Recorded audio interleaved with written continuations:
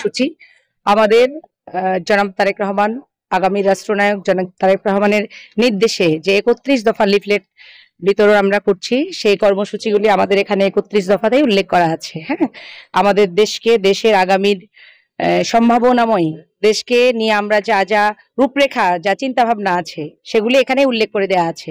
এবং আগামীর রাষ্ট্রনায়ক জনাব তারেক রহমান আমাদের বাংলাদেশে ইনশাআল্লাহ গণতন্ত্র ফিরিয়ে আনার জন্য চেষ্টা করছেন। আমাদের আপসহীন নেত্রী, গণতন্ত্রের মা বেগম খালেদা জিয়া এতদিন নির্যাতিত থেকেছেন, এতদিন আপনারা তো জানেন ওনার বয়স হয়ে গেছে, তারপরে উনি আপোষ করেননি কখনো, অন্য দলের সাথে কোনো কিছুর সাথেই কোনো আপোষ করেননি।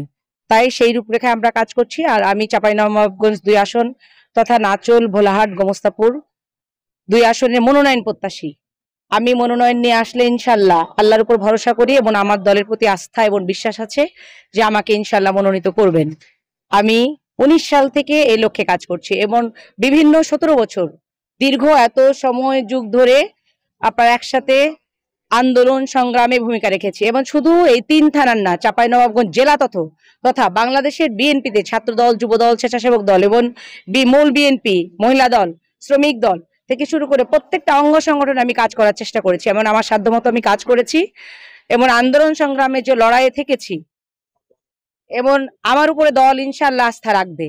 চাঁপাইনবাবগঞ্জ 2 আসনের জন্য প্রথম কাজ, আমাদের এখানে পানির অনেক কাজ আছে। পানি বুঝছেন, আমাদের যেহেতু বরেন্দ্র ভূমি, এখানে পানি, ড্রেনের ব্যবস্থাটাও ভালো নাই।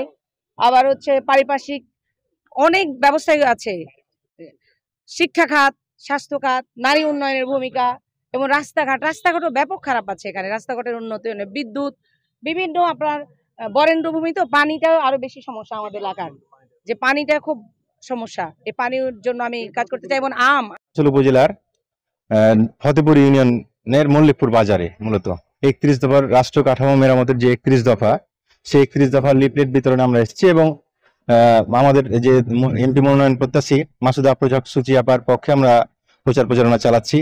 আমরা আশাবাদী এখানে ব্যাপক হচ্ছে, আপার পক্ষে লোক সংখ্যার ব্যাপক সাড়া পাওয়া যাচ্ছে এবং ধানের শীষ যদি আপা ইনশাল্লাহ পাই তাহলে এখানে ব্যাপক বিপুল ভোটে বিজয় হবে। আমরা তারেক রহমানের সৈনিক, খালেদা জিয়ার সৈনিক।